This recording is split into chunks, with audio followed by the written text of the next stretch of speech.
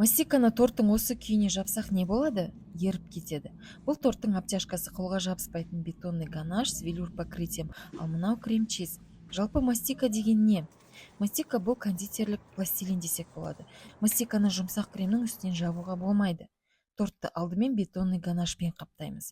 Ганаштың 3 ингредиенттен тұрады: ақ шоколад, ақ шоколадная глазурь және 82% сары май. Шоколад пен глазурьді жеке-жеке импульспен микроволновкада ертіп аламыз.